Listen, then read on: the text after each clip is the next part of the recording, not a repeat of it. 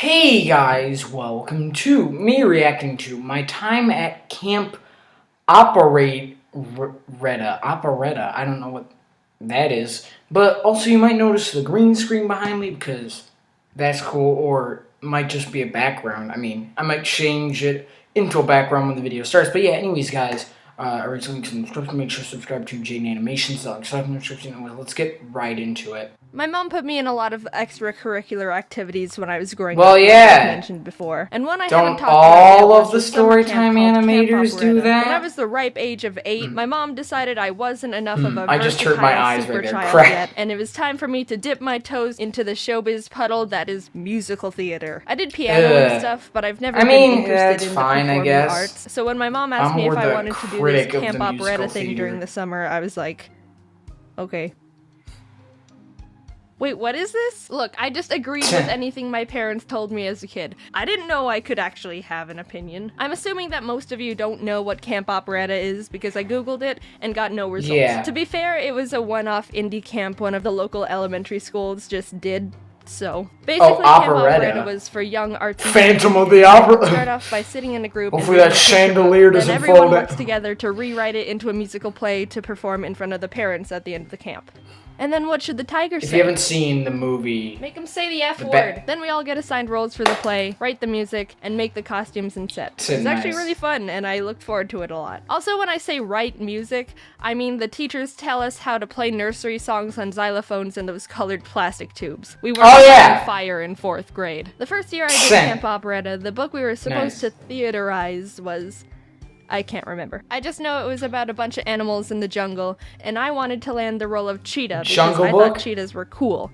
And obviously, I'm the best cheetah out of all you losers. She wasn't the main character, but I've never been a main character kinda guy. I'm the I can't cope with #1 spots because the expectation, spotlight, and stress is enough to break. Yeah, even though most of the time you get #1 on trending, things. It proves, hey, I'm talented and hardworking enough to land an important and high-up role, without complete judgment and pressure of being at the top with everyone waiting for you to mess something up. Bit of a depressing life hack for you guys. Spoiler alert, I nailed the audition and reeled myself in the role of cheetah. The catch was there were too many kids in the camp for the amount of characters in the play, so what the teachers decided we'd do was assign 2 people per character, and then halfway through the play, switch out casts. The girl who landed Cheetah 2 was this one girl who I don't remember the name of, but I thought she was super cool because she only had one arm. It's a good thing the teachers didn't care that the 2 kids who shared a role didn't have to look similar because they'd either have to dye her hair dark brown and make her look Asian somehow, or chop one of my arms off. We made masks out of paper plates, painted a jungle scenery on big sheets of paper for the background.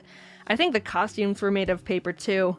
Look, they didn't have much money. I remember one day I decided just like I our wanted school to bring play. my favorite stuffed animal to camp with me and show him off to the other kids. It was this stuffed mouse I got at a bookstore I named Raoul, spelled R-A-O-O-L-E, because that was 8-year-old me trying my best. I brought out Raoul during lunch/break time, and we all started playing with him. We stood in a big circle and tossed him hot potato style to each other, and after a few minutes of this, I went to go use the bathroom real quick. Raoul's always been really special to me because he was the first purchase I made completely on my own without my parents' permission. At the end of the school year, if you read enough books and took a little test to prove you read it, you'd get to go on a field trip to a bookstore. And I, being the bookworm I am, barely scraped in by reading the bare minimum amount of books to make it. In a desperate attempt to make the cut in time, I even requested a bunch of random book tests. In some miracle, I'd guess enough answers right to pass and get points for.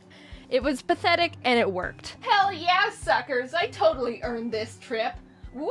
The purpose of the trip was for kids to get excited about reading and buy some books they'd read over summer break. So I walked around the bookstore, looked at the books that people were talking about, skimmed the new release, Phantom of the Opera, and then bought a mouse because I don't like reading. And I was really excited about it because it was my first 100% own personal choice. I didn't have to go, Mommy, can I get this? I made my own decision. With their money. Since that field trip, I took Raoul everywhere, and he's always been my favorite stuffed animal and super special to me.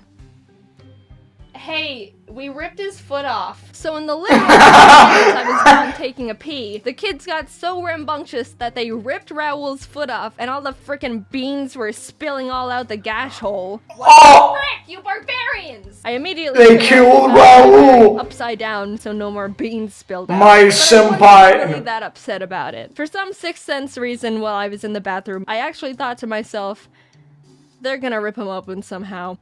And they did. I was cool, and we were all able to joke about it. The beans that spilled out looked like little eggs, so we were like, oh, he's laying eggs.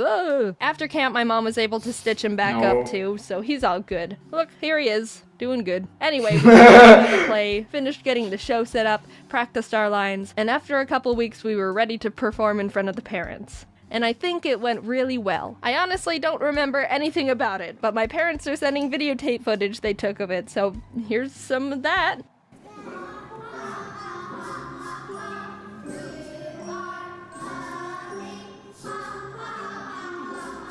But that's not the end of Camp Operetta. I went again next year, and this time we did a play on the rainbow fish. The story of a special fish with shiny rainbows. Oh yeah, that and fish. No one wanted to hang out with him because he wouldn't give them what makes him special. And the only way he felt like he could be happy was to give away his specialness to the fish that only wanted to leech off his beauty. Setting aside the controversial morals of the book, we got to work turning it into a play. There weren't as many kids this year, so we didn't need to share roles. I ended up, again, with a semi-main character.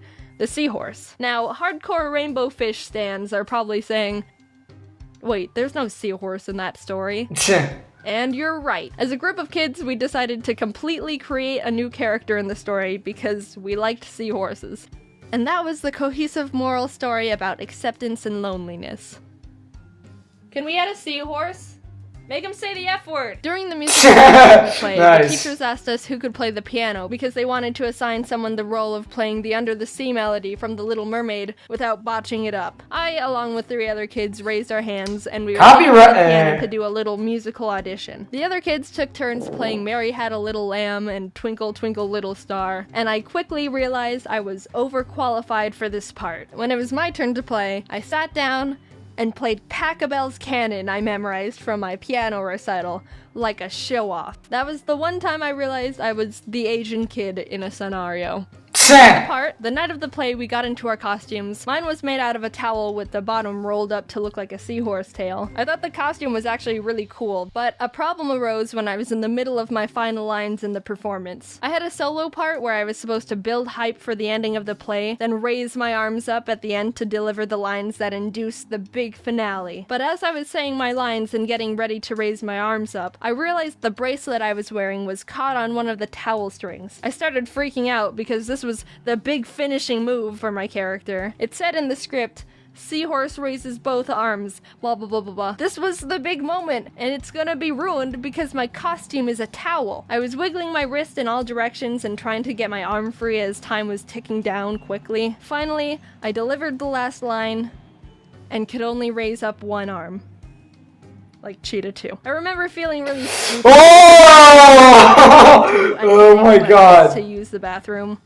Or be flamboyant. I felt like I ruined the big moment, but talking to my parents afterwards, they said they didn't notice, and looking back, it was probably a much bigger deal in my 9-year-old head than it actually was. Well, yeah. I still feel like that was one of my biggest failures in life, though. See, that's exactly why I don't like main roles in anything. A prime example of self-fulfilling prophecy. And that was my time in Camp Operetta. No, I didn't do it a 3rd year because they didn't have enough money or participants, so they had to shut it down.